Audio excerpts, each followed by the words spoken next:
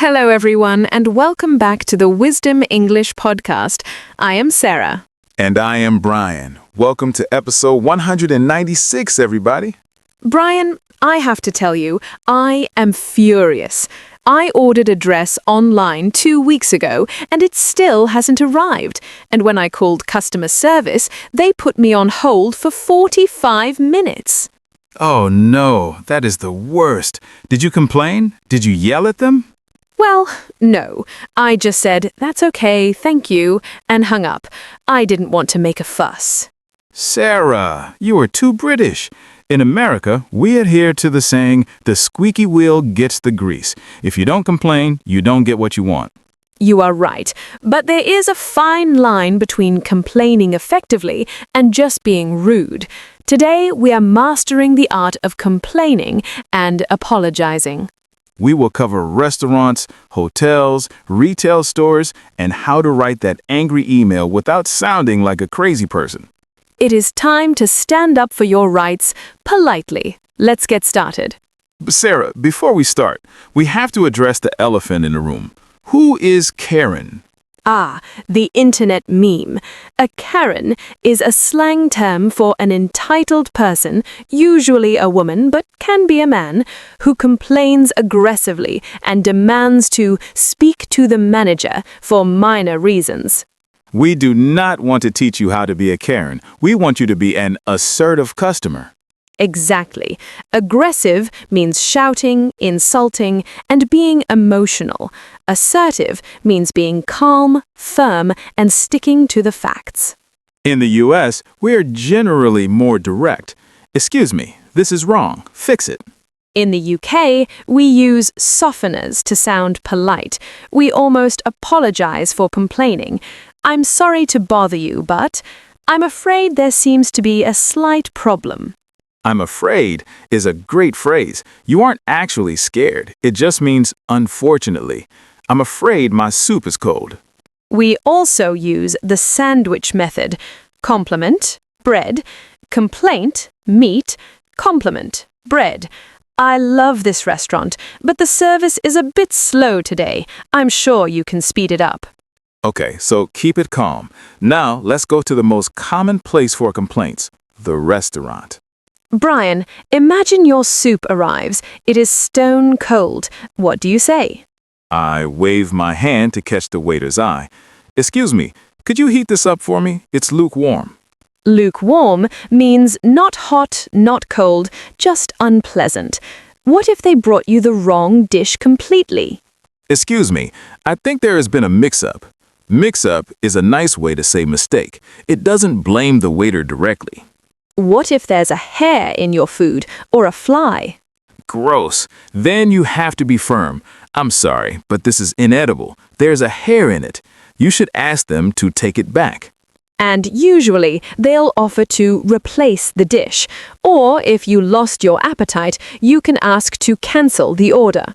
Before you go, keep this phrase in mind. If the service was terrible, you might hear the phrase, "It's on the house."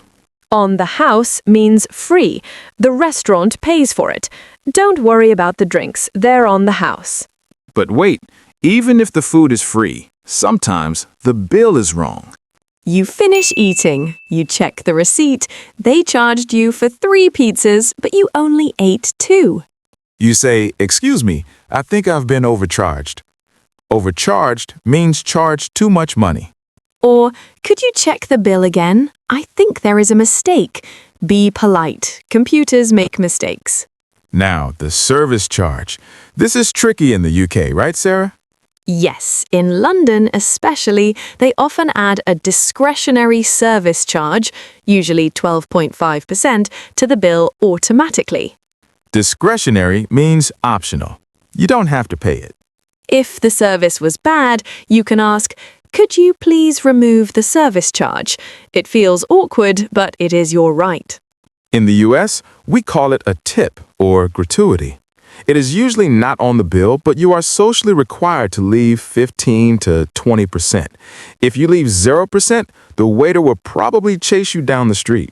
Leaving a restaurant is one thing, but what if you bought something from a shop and it breaks? Sarah, I bought this shirt, but it is too small. I want my money back. Do you have the receipt? Remember, silent P, receipt. Without a receipt, most shops will say no. I have the receipt. I say, I'd like to return this. The shop assistant will ask, is there anything wrong with it? If you just decided you don't like it, that is a change of mind. Many shops won't give a refund, cash back, for a change of mind. They might offer an exchange, swap for another size, or store credit, a voucher to spend in that shop later. However, if the item is broken, that's different. We call it faulty or defective. I bought this yesterday and the zipper is broken. It is defective.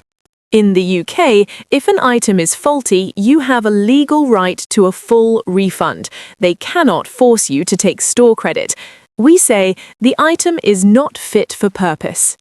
Always keep the tags on. If you cut the tags off, they might refuse the return. Okay, buying clothes is easy, but what about booking a holiday when you arrive at the hotel and it's a disaster?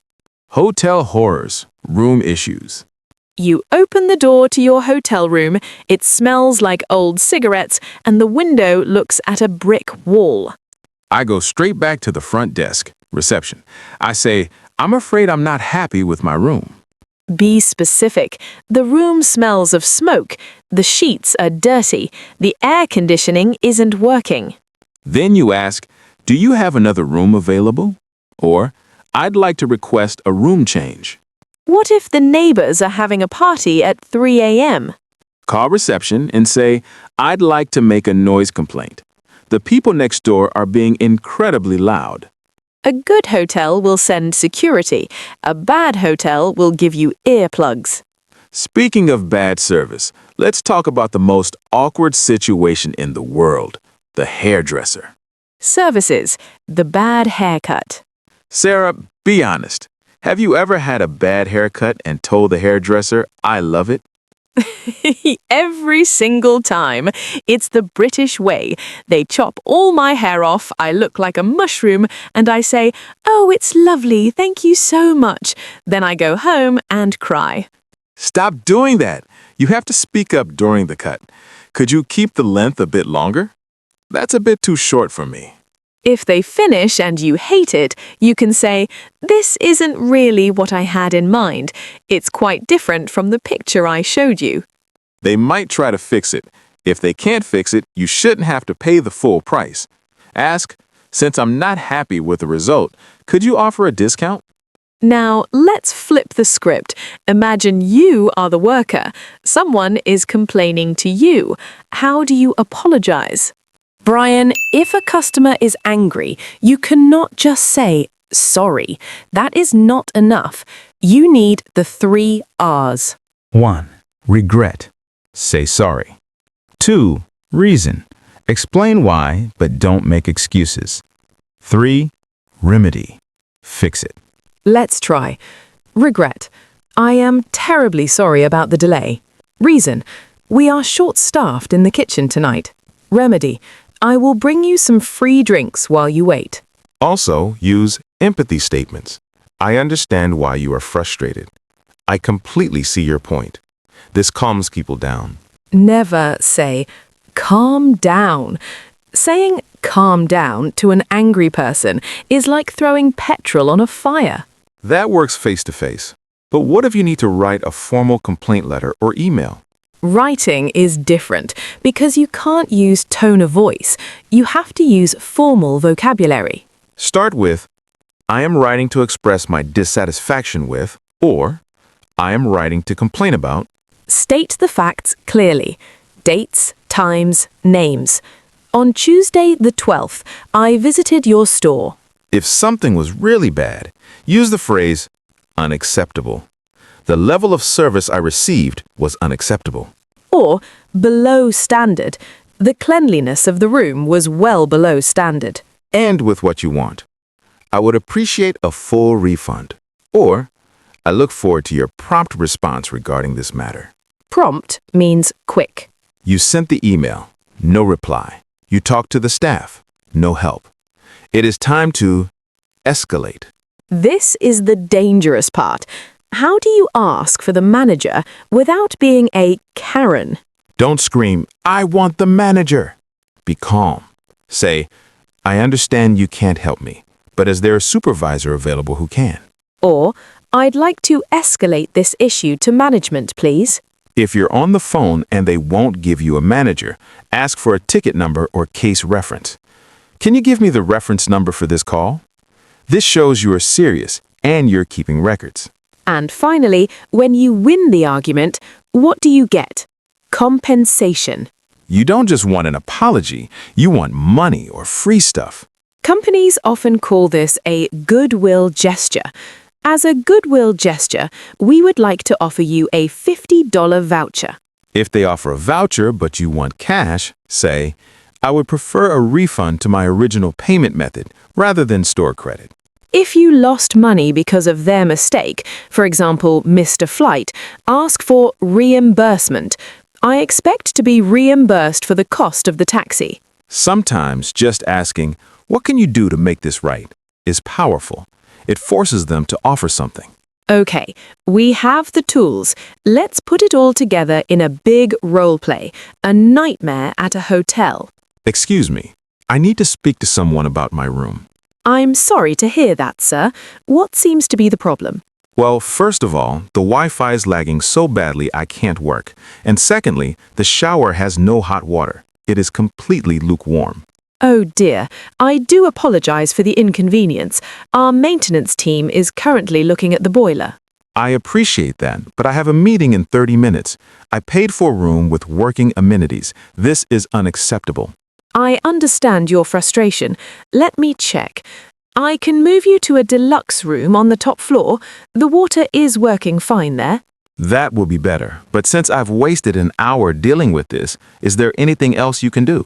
Certainly. As a goodwill gesture, I will include free breakfast for your stay.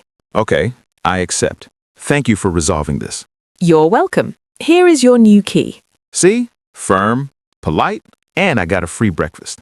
Well, Brian, I feel much more confident about complaining now. We learned to be assertive, not aggressive. We learned phrases like, "I'm afraid there is a problem," and "not fit for purpose." We covered specific vocabulary for receipts, refunds, service charges, and food poisoning. And we learned how to apologize using the 3 R's: regret, reason, remedy. Remember, companies actually want to know if something is wrong so they can fix it. So don't suffer in silence. Speak up. Listeners, tell us your stories. What is the best goodwill gesture you ever received? Did you get a free meal? A free flight? Or tell us your worst customer service horror story. We love the drama. Don't be a Karen, but do get what you paid for. See you next time. Goodbye.